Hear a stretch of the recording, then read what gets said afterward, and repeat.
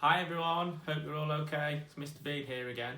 Today I'm going to be reading The Highway Rat, and The Highway Rat is written by one of my favourite authors, Julia Donaldson, and she's written some other books like Superworm, Zog and The Scarecrow's Wedding. So if you've got some of them books at home, I'd love to see you reading them.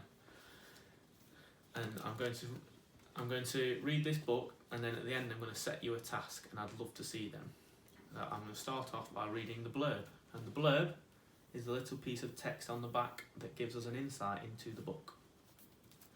Beware of the highway rat. He'll steal your food and your heart. Give me your pastries and puddings. Give me your chocolate and cake. For I am the rat of the highway, and whatever I want, I take. Have a think with your grown-ups what you think might happen in the book. Look at the pictures. What can you see? Have a look. Right. And this book, like I've just said, is written by Julia Donaldson. She's the author and the illustrator. And the illustrator means who draws the pictures, who makes the pictures. The illustrator is Axel Scheffler. Right, I'm going to begin by reading the story. That's the front page.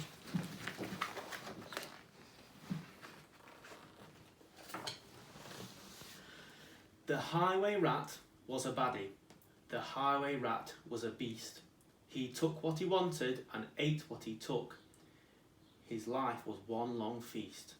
His teeth were sharp and yellow. His manners were rough and rude. And the highway rat went riding along the highway and stealing the travellers' food.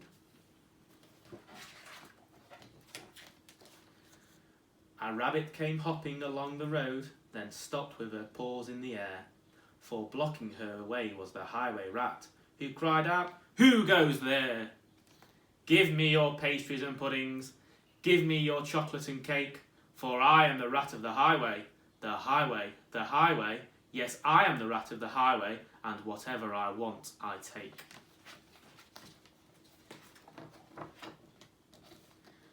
"I have no cakes," the rabbit replied. "I just have a bunch of clover."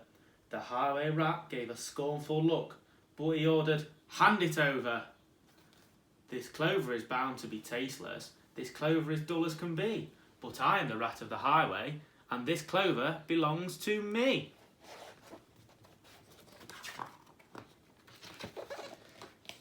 A squirrel came bounding along the road, then stopped with a shake and a shiver, for reining his horse and was the highway rat, who thundered, "Stand and deliver.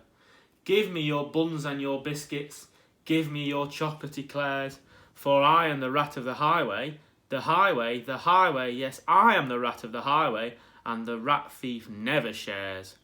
"I have no buns," the squirrel replied, "I have a sack of nuts."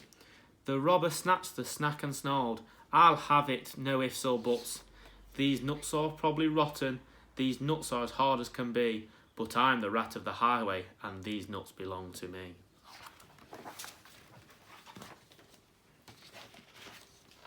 Some ants came crawling along the road, then stopped with a somersault, for baring his teeth was the highway rat, who bellowed a deafening, "Halt! Give me your sweets and your lollies, give me your toffees and chews, for I am the rat of the highway, the highway, the highway, yes, I'm the rat of the highway, and nobody dares refuse." "We have no sweets," the ants replied. "We just have this nice green leaf." "Oh, no you don't, not anymore," declared the highway thief. "This leaf is nasty and bitter. This leaf is thin as can be. But I am the rat of the highway, and this leaf belongs to me." With never a please or a thank you, the rat carried on his way. With never a please or a thank you, the rat carried on his way. Flies from a spider, milk from a cat, he once stole his own horse's hay. The creatures who travelled the highway grew thinner and thinner and thinner, while the highway rat grew horribly fat from eating everybody's dinner.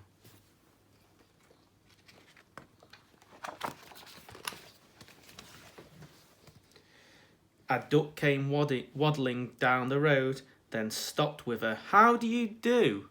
"I see you have nothing," the rat complained. "In that case, I'll have to eat you." "I doubt if you're terribly juicy. Most likely you're tough as can be. But I am the rat of the highway, the highway, the highway. Yes, I am the rat of the highway, and I fancy duck for tea." "Hang on," quacked the duck, "for I have a sister with goodies you might prefer. I know that she'd love to meet you, and I'm certain that you'd like her.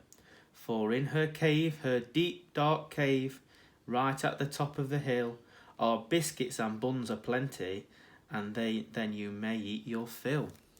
"Lead on," cried the rat, and they took to the road, which seemed it would never end.